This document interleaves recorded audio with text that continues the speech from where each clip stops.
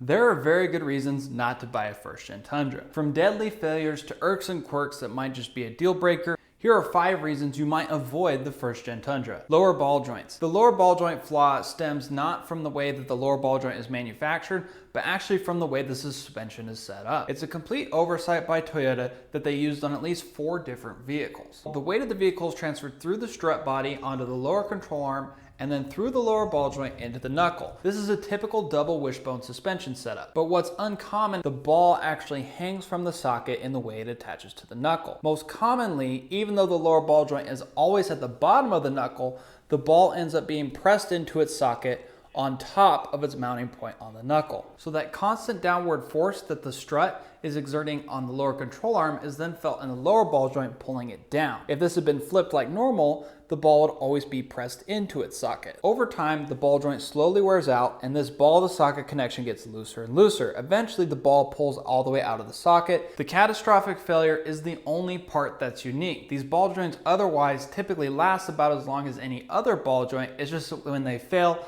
spectacularly. Replacing them is not complicated, it's simple. Since this is not a manufacturing problem per se, what I recommend is that you get the highest quality ball joint you can so that it takes the longest time for the ball joint to fail. The highest quality one is the OEM one from Toyota. You can get this from Toyota Parts Deal or your local dealership or an online dealership, but that's the best one. Other non-OEM ball joints aren't manufactured to the same standards. They'll wear out quicker, and then you're risking having that failure earlier. If your lower ball joint fails, you can expect damage to virtually every front end component. Everything in your suspension, steering, your tires, your wheels, your front fenders, that all is at risk of being damaged. The vehicle will certainly be undrivable once that lower ball joint comes loose. Now, I do have a how-to video on how to install and how to check your lower ball joints. I also have a video that goes further in depth on the failure and why OEM is the best choice. You might simply avoid a first-gen Tundra for this lower ball joint failure. You can also upgrade to a uniball setup. There's a couple different companies that offer this. You're looking at it spending at least $1,000 to convert your lower ball joints to a uniball connection. Another reason not to get a first-gen Tundra is its age. Especially if you're coming from a vehicle that's newer than a first-gen Tundra, there's no frills, tech, or driver assistance that you might be used to getting from a newer vehicle. It's just airbags and ABS. Later model Tundras do get a traction control of sorts, VSC, but there's really no creature comforts to be had, especially on my cloth SR5 truck. I don't have a compass, I don't have a thermometer, I don't have a key fob. The gas door locks and unlocks with the key. It's a 4-speed automatic or a 5-speed in some of the later ones. It's a loud driving experience with a lot of wind noise coming in through the cab. It's not incredibly comfortable. Certainly I don't have heated seats, some of the other ones might. There's no navigation, CarPlay. If you want to charge your phone or play your music through your stereo, you're gonna have to replace your radio. There's simply not a lot of tech, frills, or features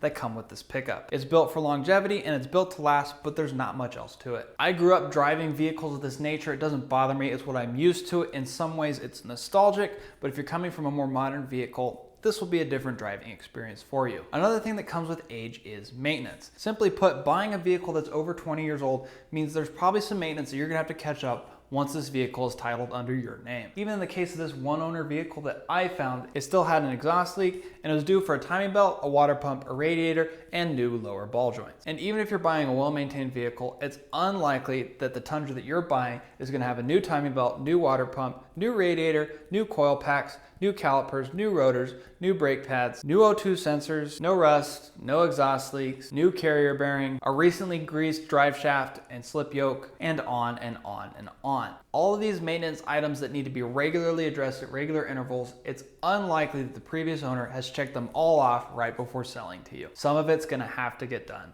by you. Of course, I would always look for vehicles that have been well maintained and have not been neglected, but plan on doing some extra maintenance to catch up. Just like I'm trying to look out for you guys and help you not to make a poor purchase, today's video sponsor, Aura, is also looking out for you with top-notch identity theft protection and a 2-week free trial. I've been using Aura since long before they reached out to sponsor this video. You see, data brokers sell your information to all kinds of scammers and spammers, people looking to exploit your personal data. For the last 6 months that I've had Aura, they've been scanning the internet, finding where my information has been leaked. They not only report their findings to me, but contact these data brokers to have my information removed. Just on my first day of having an account with Aura, they obligated 12 different websites to remove my personal information from their records. That's insane to think about 12 different websites having my personal information, all sorts of data that I don't want other people to have. AT&T recently announced that over 73 million former and current customers had their information released thanks to lax security measures on the part of AT&T. Had my data been compromised in this leak, Aura would have already been on top of things and keeping my identity and personal information safe. In fact, when I recently added an old email to be monitored for,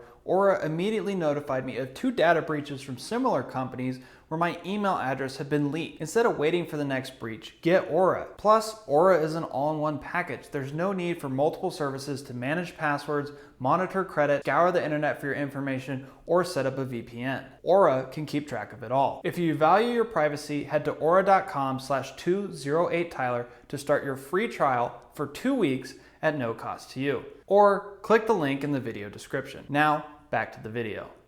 Towing.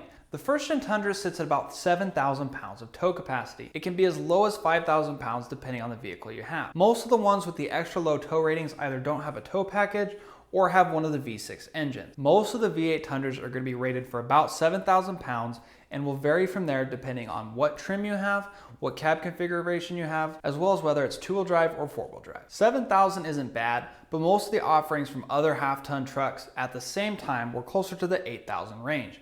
And certainly newer vehicles like the second Gen Tundra are going to be able to tow even more. 7,000 pounds isn't terrible, but I do occasionally come across people who are dissatisfied or unimpressed with their towing experience on the first Gen Tundra. Generally, I see people adding things like a weight distribution hitch, airbags, and maybe even new leaf springs or an add-a-leaf to help their vehicle keep up with heavier tows. I see a lot of people towing between 3,500 and 5,000 pounds. Campers or maybe trailering their track car, things like that. And in general, the Tundra is under-braked, so you want to check your brakes, especially the very early 000102 models of the Tundra have absolutely tiny brakes. So check your brakes and maybe plan on some sort of brake upgrade or even going up to the GX460 brake swap that's becoming more popular lately. Now, I'm not a towing guru. I can just tell you what I read and what I pick up on from other owners. I don't tow with this. Occasionally I haul heavier things, but it's mostly a recreational vehicle for me. So towing wasn't a priority. Next, rust. If you live in the Rust Belt or you're looking at a vehicle that spent some time there,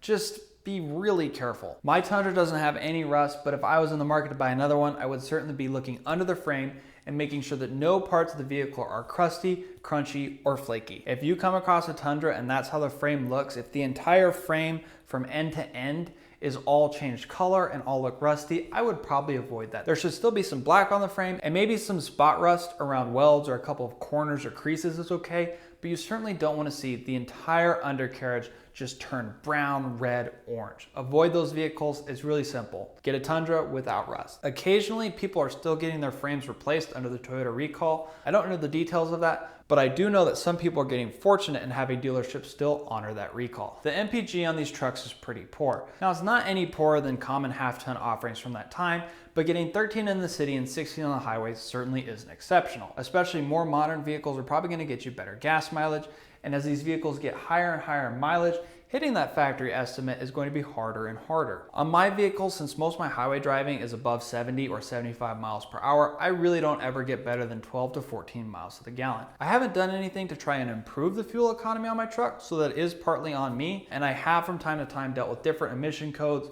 like an O2 sensor code or more recently an EVAP code. That's not that uncommon on these trucks. The trucks still drive fine when these parts go out and that kind of check engine light comes on, but it will drop your gas mileage a little bit. With the first Gen Tundra, I've seen people report as low as 9 miles per gallon on mostly stock pickups to as high as 16 or 17 miles to the gallon on the highway. Most people do land in that 13 to 14 miles per gallon range from what I've seen. If you're in the market to just get a truck bed and you don't particularly care about the rest of it, if you don't care about getting a V8, a V6 or a 4-cylinder Tacoma from the same era will be the same price, have similar bed capacity, and get you considerably better fuel economy, well above 16 or 17 miles per gallon. Now, that's 5 reasons, but let's throw in some bonus ones that I also thought of and considered. So aftermarket support for the Tundra, even though it's a well-respected and a well-loved pickup in the off-road and overland community, you are not looking at as much support as you might get in the 4Runner, the Tacoma, or the Jeep world. Things like bumpers, skid plates, sliders, roof racks, bed racks, they're available, but you're maybe picking between 3 or 4 companies, not 10 plus companies. We do get pretty good coverage in the suspension world. There are at least 3 or 4 companies that make long travel kits for these trucks,